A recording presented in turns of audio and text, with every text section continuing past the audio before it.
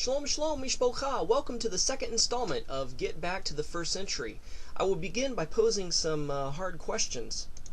As believers, and I'm specifically right now addressing Catholic and Christians, it is important to follow what is said in 1 Peter 3:15. It says, "But sanctify Yahweh your Elohim, the Lord your God, in your hearts, and be ready always to give an answer to every man that asks you the reason of hope that is in you with meekness and fear." In other words, we are supposed to give a ready answer for what we believe and why we believe it. So let me pose some hard questions to you about the Catholic and Christian faith.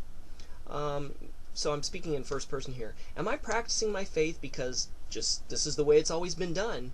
And, well, my pastor told me that this was so. This is the way it is.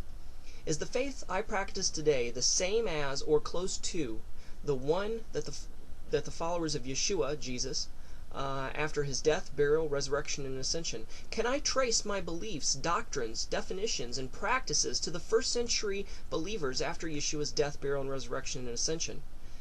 Down deep, do I know what what the original faith of the first century apostles was?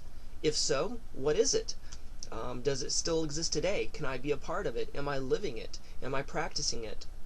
Has Satan successfully hidden the true way of faith of the first century believers in its original form as it was meant to be practiced even today from the majority of the people for 2,000 years? How much of what I believe and practice is simply custom, culture, traditions, doctrines of men, or even doctrines of demons? And how much is it truly scriptural?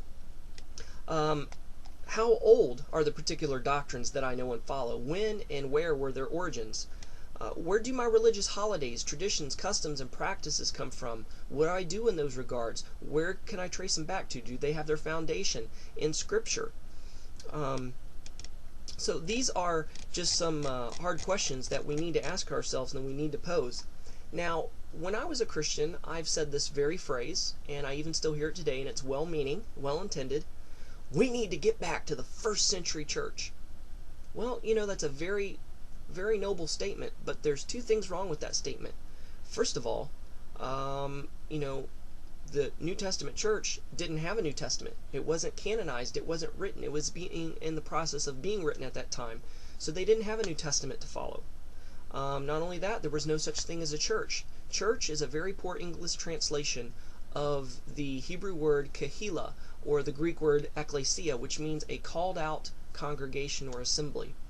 Now, the first reference to a kahila, or an ekklesia, was at Mount Sinai, when God gave the Torah to Israel and they gathered at the mountain. It was a holy, called apart, set apart assembly where he says, "You're going to be my unique people."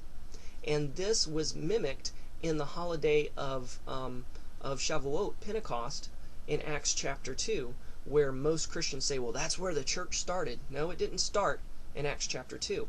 It started at Mount Sinai.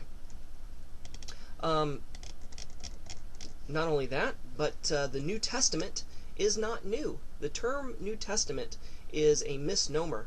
A better translation is the renewed covenant. In the Hebrew, it's called the Brit Chadesha. New gives the impression of brand new, as it's something, brand new.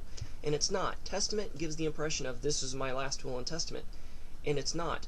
The renewed covenant is a renewal, a reaffirmation of everything that was given in what Christians call the Old Testament, and we Jews call the Tanakh, which stands for the Torah, Nevi'im, and Ketuvim, the law, the prophets, and the writings. You can look at this way. The renewed covenant is like a remodeled 57 Chevy. It is an original 57 Chevy, but refurbished, remodeled, and renewed. When the Chevy owner shows off his car and he says, "Check out my new car," he's not saying that it is brand new, for it's a 1957 model. The word new implies it's new to him and that it is a renewed car. Not much different than the New Testament. The word testament is a misnomer because it implies a legal document like a will, last will and testament, or a defendant's testimony. Covenant refers back to the Torah, which is the covenant between Yahweh and the children of Israel, which in turn is really a ketuvah, a marriage contract between Elohim and Israel. So the term renewed covenant would be more accurate depiction for this important, influential document. Not only that, but think of when we say the new moon. Do we say it's a new moon because it was just brand spanking newly created and that's why it's a new moon? No, it's just renewed itself through the cycle of the month, through the waxing and waning of the moon. So we might even better call it a renewed moon. So that's kind of the same thing. Not only that, but the Old Testament is not old. See, old brings the connotation that it is obsolete, that it is out of date, that it is no longer to be referred to or used. Older, yes, because it's an older document, but it's not old as in outdated. Let me quote to you from First Fruits of Zion, the HaYesod program, lesson 2. It says, a generation after the passing of Shaul, Paul, of Tarsus, there lived a highly influential church leader named Marcion. On the one hand, early church leaders condemned Marcion as a heretic, but on the other, they were influenced by his theological reflection. Even today, Marcionian-like ideas continue to circulate, exerting the influence in Christian teachings.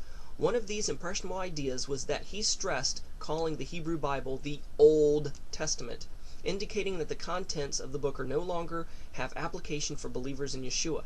In addition, Marcion also taught that grace was first revealed in the New Testament, the Brit Chadesha, to counteract the legalism taught in the Tanakh, supposedly. And yes, we see this very teaching of Marcion perpetuated today in Catho-Christianity. So, one must filter the whole of Scripture through Torah. The Scriptures were written by Jews, for Jews, and we can say that Luke was a Jew by conversion.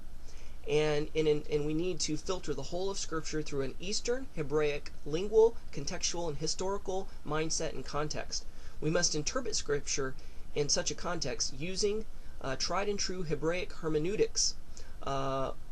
If one is to interpret the Scripture any other way, especially in a modern Western Greek lingual, cultural, historical context, you end up with gross misinterpretations and contradictions.